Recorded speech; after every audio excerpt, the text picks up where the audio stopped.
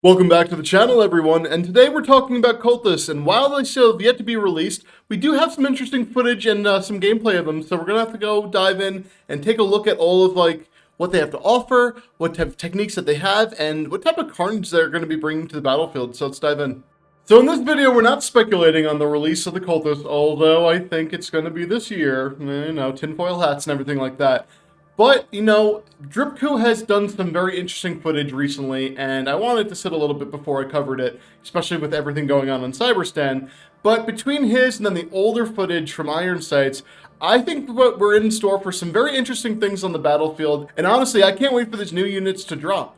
So as you can see in the clip over here, fighting against these new Illuminate forces is going to get very, very intense.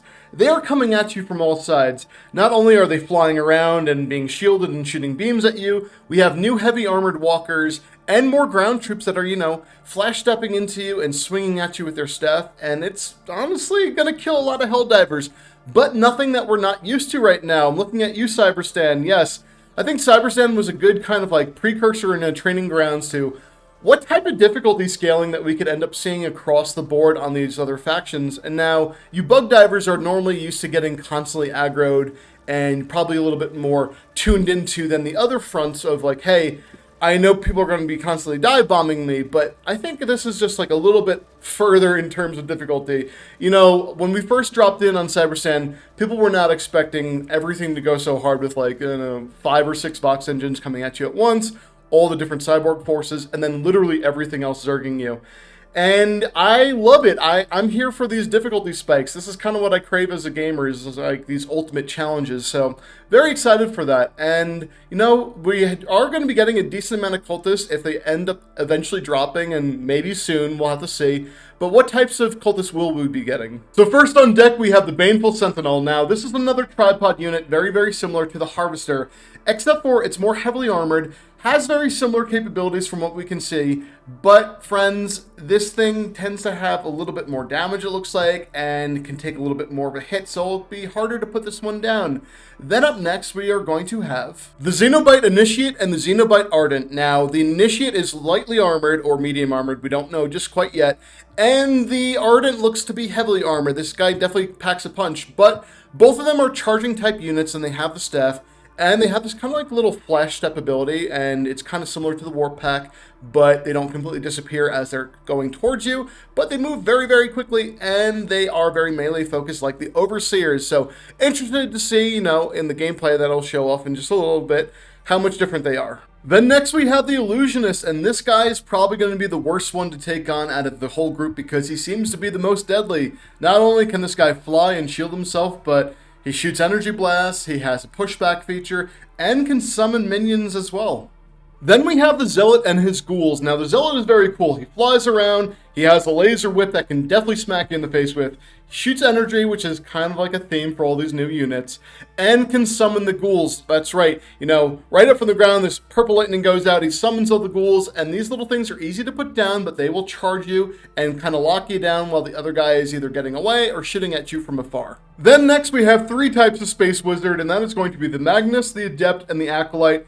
These guys hover around a little bit off of ground and can do, obviously, space magic at you, and they can shield themselves as well, and they're not the hardest things to take out, but they will get in your face from time to time. Then last up, we have our Outcasts, and they come in 2 variants, and the first one is going to be melee focused. He has 2 blades, runs at you very quickly, but pretty easy to put down. The second one is going to be known as the Tracker. Now, this guy has a gun and a little bit of a shield as well, but again, both these units are lightly armored, so nothing to worry about too much, but I guess if you're having a lot of, the Outcasts on you at once, it could be a little daunting, maybe like how the cyborgs are. Alright, so we're going to go and look at some gameplay footage, and starting off with Iron Sights because his footage is a little less, chaotic right now, so it's easier to tell what's going on. And it is a little bit older than Drip's footage, so there could be some changes between them, but I still think it represents the units pretty well, so let's start off with that. So in this clip, we have the Magnus. Now, the Magnus is also protecting a different type of encampment. Now, this is a little black hole that can spawn enemies, and it's our job as Helldivers to go in and take this out, as I've mentioned previously when we first looked at the clip. But if we're going to go and analyze the combat abilities of the Magnus, we can see a couple things. He has the staff, he could fly, and he moves around pretty quickly. And not only that, but he's pretty well protected, so he has the force field around his encampment, but also a force field around himself, as well as, a bit of a directional shield. So as you're shooting at this guy, the shield will face forward and take the impact directionally. And then he's going to shoot back at you with these kind of like tri-beams that are going at you, and if you're trying to hit him, he's going to warp away, so he can be definitely a little bit annoying. Then we have the Zealot and the Illusionist, and it's interesting because both of them can actually spawn the ghouls, and that's very weird that they both have the same type of summoning ability. And again, they pull out the purple lightning, it summons the ghouls out of the ground, and the ghouls will charge you as the other guys are trying to shoot you from afar. But as we've seen previously, if you try to charge up on these, the Illusionist can knock you back, and then for the Zealot, he's got that whip. He's going to just go smack you in the face if you try to aggro him too much. So that's very cool. Then on to Dripkoos footage, because then you can get a better picture of everything working together and how difficult this is going to be. Okay, right from the start, Drip is getting attacked by the Zealot, the Baneful Sentinel, and the Xenobites. Now, the Zealot still has the similar abilities that we've seen from Iron's clip. The Sentinel, however, is just shooting out the beams. Nothing kind of special, nothing different than what we've seen from the Harvester. But the Xenobites are very interesting. Now, these guys are definitely faster moving overseers, and they have that flash step that we've talked about before, and they zerg you. That's right, they're just going to be constantly on top of you and hitting you with their melee staff, and as you can see, it's a problem for Drip. And then, as we know on D10, units never spawn one at a time, so here's many different Zealots. We have many Illusionists, as well as the Ghouls and the Magnus all attacking Drip and his teammate at once. And it's pure chaos. There is energy blasts flying, there's constant shields being put up, so you have to get through a lot of shields to kill these guys. And then the ground forces that are zerging you are very much locking you down. But not only that, as you try to get away, the Magnus are going to be teleporting on you, getting in your face and blasting you up close. So this is definitely going to be some high-intensity combat that we're going to get onto in the battlefield.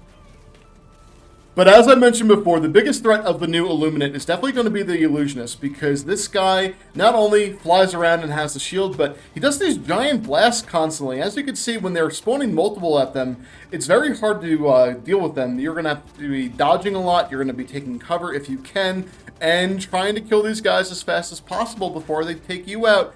And this looks absolutely chaotic. Drip is just kind of, suffering over here, as I'm sure many of us would be without cover, but I can't wait to fight them, although they probably will be a very, very insufferable unit to fight.